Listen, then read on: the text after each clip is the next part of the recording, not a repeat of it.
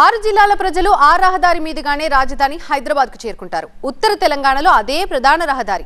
ఏ సమయంలోనైనా రద్దీగా ఉండే ఆ రోడ్లో ప్రమాదాలు కూడా నిత్యకృత్యం.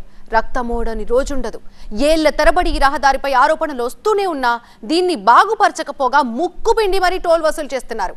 మృత్యు రహదారిగా మారిన రాజీవ్ రహదారిపై స్పెషల్ ఫోకస్ చూద్దాం. రాజీవ్ రహదారి నుంచి నిత్యం వందలాది వాహనాలు వెళ్తుంటాయి. కానీ ఇక్కడ అడుగడుగున గుంతలే కనబడుతున్నాయి. ఏ చిన్నపాటి పొరపాటు జరిగినా ప్రమాదం జరగాల్సిందే. దీంతో రాజీవ్ రహదారి పైన ప్రయాణం చేయాలంటేనే ప్రయాణికులు భయపడుతున్నారు. ముక్కుపిండి టోల్ వసూలు చేస్తున్న రాజీవ్ రహదారి మరమ్మతుల విషయంలో అధికారులు మాత్రం ఎలాంటి చర్యలు తీసుకోవడం లేదు.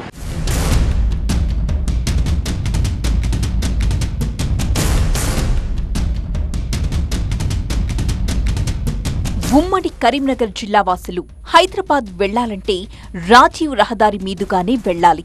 హైదరాబాద్ నుంచి మంచిర్యాల వరకు ఈ రాజీవ్ రహదారి ఉన్నది. దీని పొడవు సుమారు 220 కిలోమీటర్లు. ఇంత కీలకమైన ఈ రహదారి మారుమూల ప్రాంతాల్లో ఉండే రోడ్డులాగా ఉండడం విశేషం. ఒకటో రెండో అక్కడక్కడ గుంతలుంటే పర్వాలేదు, కానీ 100 మీటర్ల దూరంలో పలు గుంతలు మీకు దర్శనమిస్తాయి. పైగా ఇది వర్షాకాలం కావడంతో గుంతల సైజ్ మరింతగా పెరిగిపోయింది. అందులో నీళ్లు నిలిచిపోయి ఆ గుంతలు ఎంత లోతున్నాయో కూడా తెలియకుండా వాహనదారులు ఇబ్బందులు పడుతున్నారు.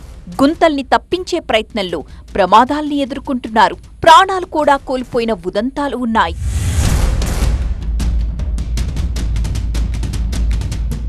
ఇటీవల ఎల్ఎండి వద్ద అదుపు తప్పి ఒక వాహనదారుడు కింద పడిపోయాడు. తీవ్రంగా గాయపడ్డాడు. అలాగే బొమ్మకల్ సమీపంలో లారీ ఢీకొట్టడంతో ఒక యువకుడు మృతి చెందాడు. ఇలాంటి ప్రమాదాలు ఈ రాజీవ్ రహదారిపై నిత్యకృత్యం. స్టేషన్ల దగ్గర గుంతలు ఎక్కువగా ఉండడంతో ప్రమాదాల సంఖ్య పెరిగిపోతోంది.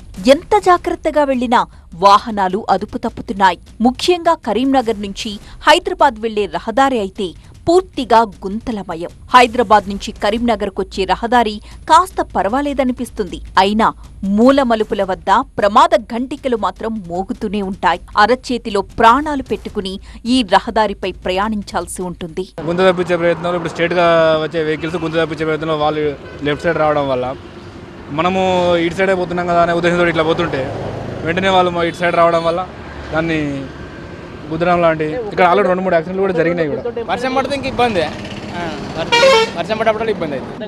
బాగా భయం అవుతుంది. పెద్ద వెహికల్స్ వచ్చినప్పుడు భయం అవుతుంది. మనం జాగ్రత్తగా చూసుకుంటూ పోవాల్సి వస్తుంది. ఒకవైపు రహదారి ఇంత ప్రమాదకరంగా మారి ప్రాణాంతకంగా తయారైనా పట్టించుకునేవారు లేరు. కానీ ఇదే రహదారిపై మొత్తం 3 చోట్ల టోల్ వసూలు చేస్తున్నారు. భారీగా టోల్ ఛార్జీలు వసూలు చేస్తున్నా మరమ్మతుల విషయంలో మాత్రం అధికారులు నిర్లక్ష్యంగా వ్యవహరిస్తున్నారన్న ఆరోపణలున్నాయి.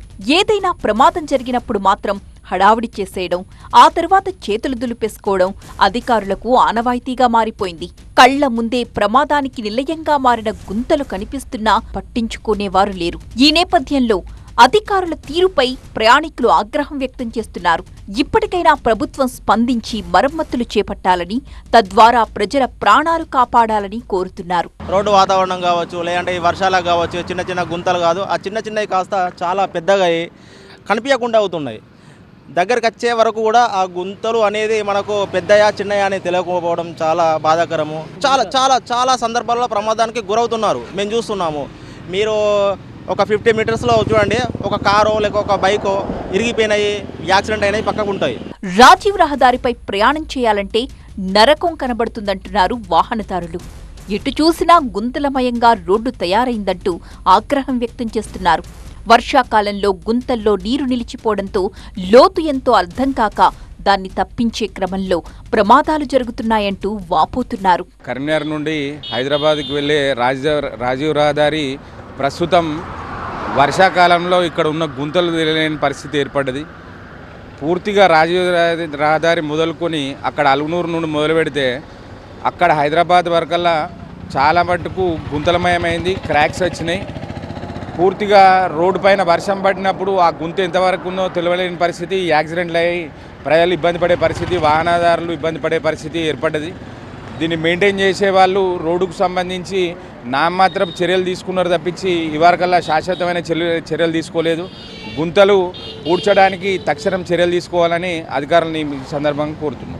రాజీవ్ రహదారి కాబట్టి చిన్నపిల్లలు వెళ్తూ ఉంటారు, అమ్మాయిలు వెళ్తూ ఉంటారు, పెద్ద పెద్ద హెవీ వెహికల్స్ వెళ్తూ ఉంటాయి. అవి అదుపు తప్పి ఇంకా పక్కకి కొట్టే అవకాశం కూడా ఉంటుంది. కాబట్టి దీన్ని ఎట్లయినా కొంచెం అధికారులు సానుకూలంగా స్పందించి దీన్ని కొంచెం మరమ్మతులు చేయాల్సిందిగా అధికారులను కోరుతా ఉన్నాం.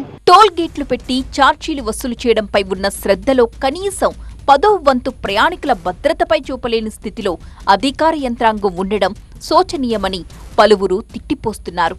అధికారులు కూడా మొద్దు నిద్ర వదిలి ప్రజల ప్రాణాలకు ముప్పు రాకుండా చూడాలని అభ్యర్థిస్తున్నారు బాధితులు.